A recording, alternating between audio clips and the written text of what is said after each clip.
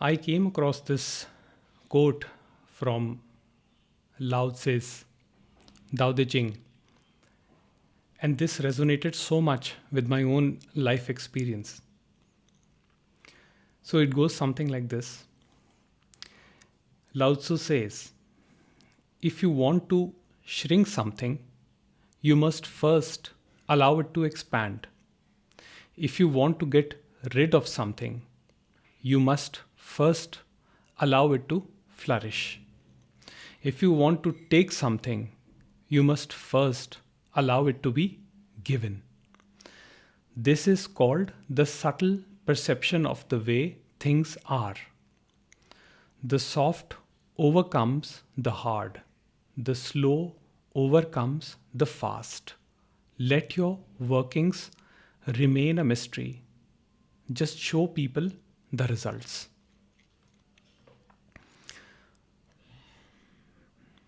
Now, if you are familiar with my past, you know that I had been working many years in the corporate world.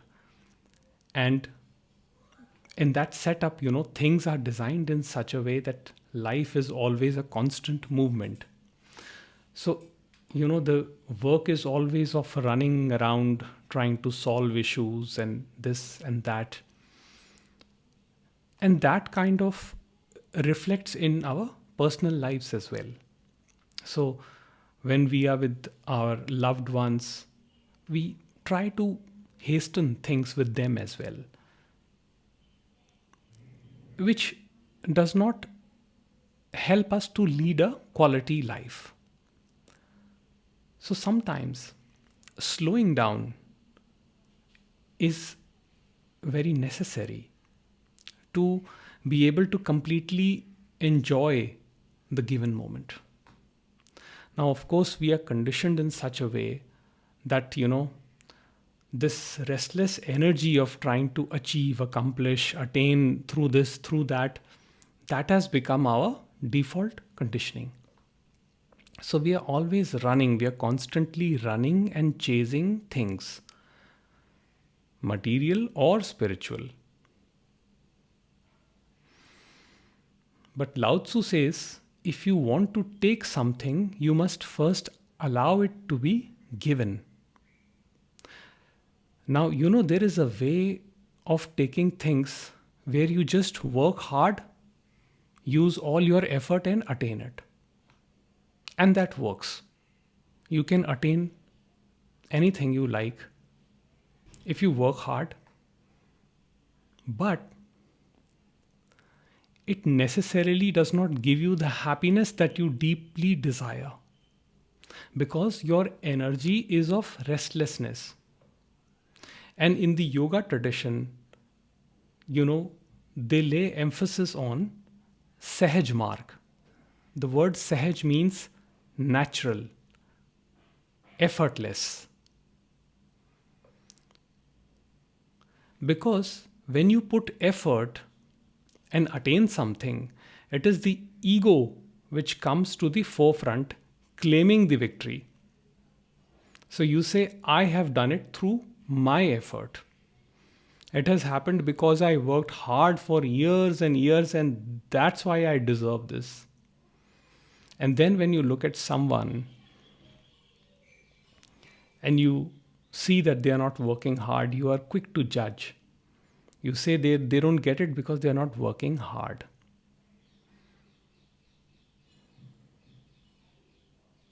It is a restless energy. So, a big change that happened in my life was that I started taking things slow.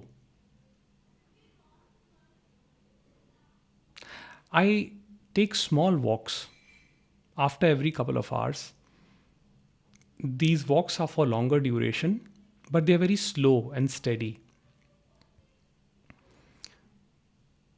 And somehow they help my mind to relax. That is when I can organize my thoughts related to work.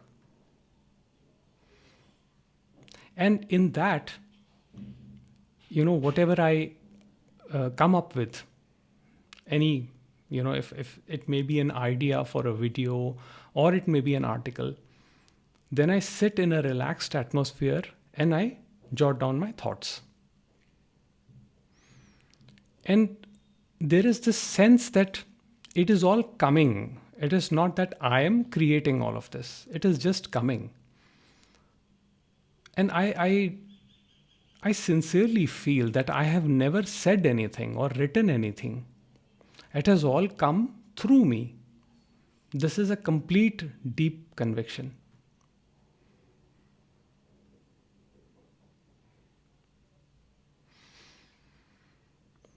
So Lao Tzu says the soft overcomes the hard. The path of hardness may seem appealing, but at some point it breaks you. Softness, on the other hand, the gentleness, the tenderness is what we need in our lives, in this fast paced life of gadgets, electronics, 24 hours connectivity. The human brain is not designed to be like that. But we are forcing ourselves, we are overstimulating our minds. And that is why, for a lot of people, it's very difficult to do simple things, simple work. Like if you are to do a gardening or simply take a stroll in the garden just for 1 hour. For many, many people, that will be challenging. Taking a stroll in the garden without a device or anything, just all by yourself. For many people, that will be torture because we are so hooked to our devices. And when we are alone, the mind comes up with random thoughts, horrifying thoughts, and we don't want to feel that. So it's very easy to distract the mind, to keep the mind immersed in gadgets or in other forms of distraction.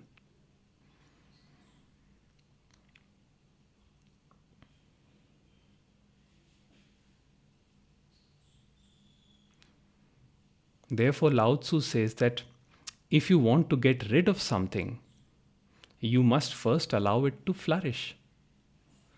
First, see what is coming in your mind, what is happening in your mind. Get to know your mind. And that is only possible when you give yourself the opportunity to be alone. If you are never alone, all by yourself, how will you ever know what's going on within you?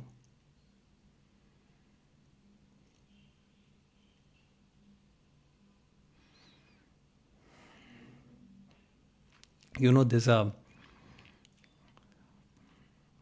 a story. In a town, there was a priest, and there was also a place where a prostitute worked. And somehow the prostitute had an awakening. And she said that I accept whatever this life has given me. If this is my destiny, I accept it. And I keep the remembrance of God in my heart and continue to do or tread on the path that is designed for me.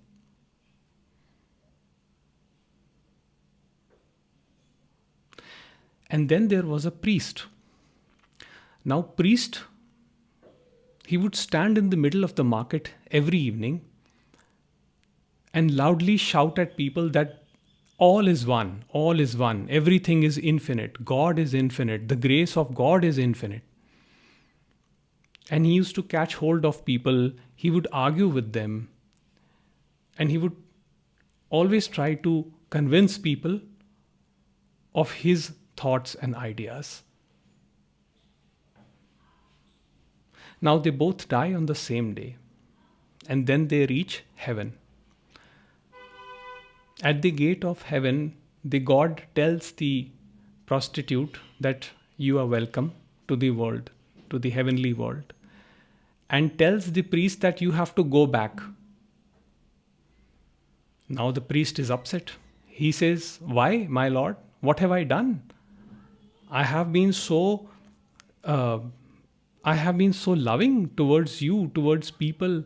I have been telling people about you. My whole life was about that. Then why this punishment for me? Why do you want me to go back to earth? And what has this prostitute done that you are allowing her in the heaven? And God says to this priest that what she did was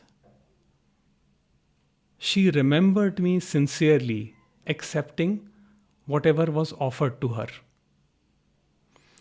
The acceptance of what is happening in the moment is the true realization of God.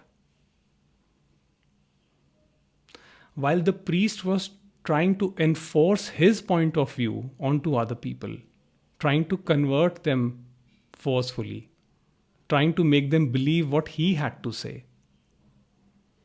So it was clear that he did not learn the lesson and he had to go back to earth to learn more.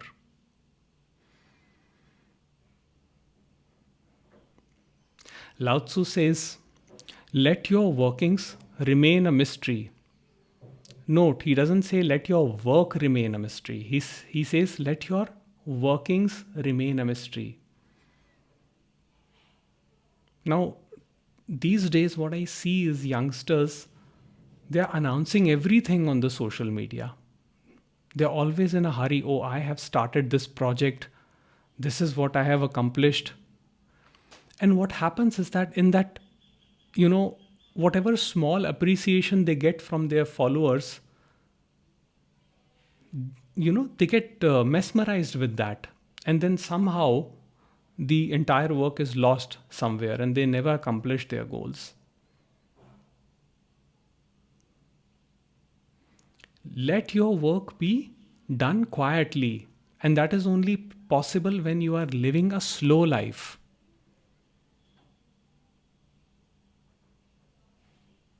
If you operate in that energy where you need where you need attention all the time, then it is very difficult to be relaxed, to be peaceful, to take things easy,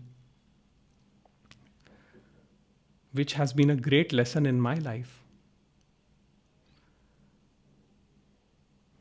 You are more concerned with the outcome.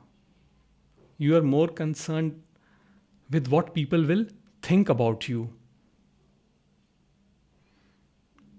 And that is the problem.